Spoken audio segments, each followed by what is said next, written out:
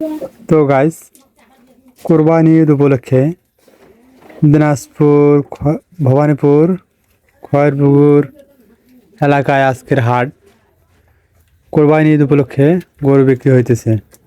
তো দেখুন, এখানে বিভিন্ন প্রকার গরু এসেছে। তো গাইস, এটা হচ্ছে অস্ট্রেলিয়া গরু। এই গরুর প্রায় অনেক দাম, 1 লাখের মতো চাচ্ছে। তো এখানে আরও বিভিন্ন প্রকার গরু আছে। তো সবগুলা গরুকে কিছু কিছু করে দেখাচ্ছে, দেখেন সবাই আপনারা। আর এটা হচ্ছে দেশি গরু, মানে বাংলাদেশের সেই দেশি গরু। আর এই খয়েরপুকুর হাটে, মানে ভবানীপুর খয়েরপুকুর হাটে, গরুর হাটে বিভিন্ন প্রকার খাবারের দোকানও বসেছে। তো আমরা এখানে 3জন মিলে গরুর হাটে এসেছি, মানে ভবানীপুর খয়েরপুকুর হাটে গরুর হাটে এসেছি ঈদ উপলক্ষে ভিডিও বানানোর জন্য। তো আমরা 3জনে সেলফি নিতেছি আর গরুর হাটে ঘুরতেছি। তো এই কালো গরুটা আমাদের ঢিস মারতে এসেছিল, কোনো রকমে বাইচে গেছি। তো ঈদ উপলক্ষে আজকের এই খয়েরপুকুর হাটে বিভিন্ন প্রকার গরু এসেছে, দেশি বিদেশি, যা আমরা সবাই প্রায় দেখতেছি। তো এখানে প্রতিটা গরুর দাম 80,000, 1 লাখ, তারও বেশি কম, এই সব দামে বিক্রি হইতেছে। কালো গরু, সাদা গরু, বিভিন্ন জায়গা থেকে বিভিন্ন রকম লোক এসেছে গরু নেওয়ার জন্য এই ঈদ উপলক্ষে।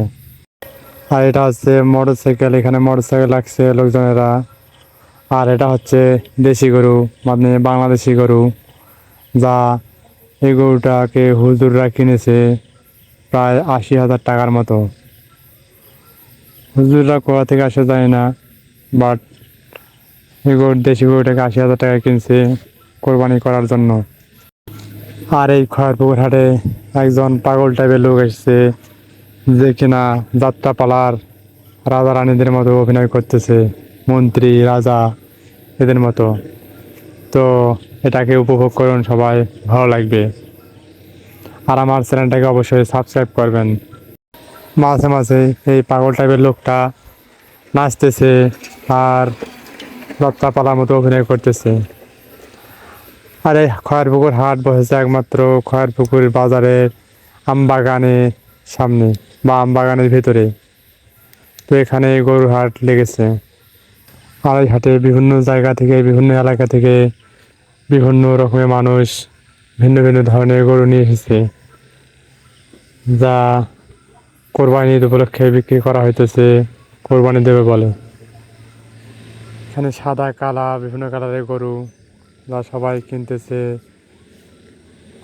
ঈদ উপলক্ষে ঈদ আনন্দ উপভোগ করার জন্য। তো আপনারাও সবাই ঈদ আনন্দ উপভোগ করবেন, ভালো থাকবেন, সুস্থ থাকবেন। আর এটা হচ্ছে খয়েরপুকুর হাট থেকে বের হয়ে যাওয়ার রাস্তা। তো এখানে নানা রকম ঝালমুড়ি, এমনি বিভিন্ন রকমের খাবারের দোকান লেগেছিল, যা সবগুলো এখন চলে যাওয়ার মতো অবস্থা। সন্ধ্যার দিক হয়ে যাচ্ছে প্রায়, তাই চলে যাচ্ছে সবাই। তো আমার এই ভিডিওটা দেখার জন্য আপনাদের সবাইকে ধন্যবাদ।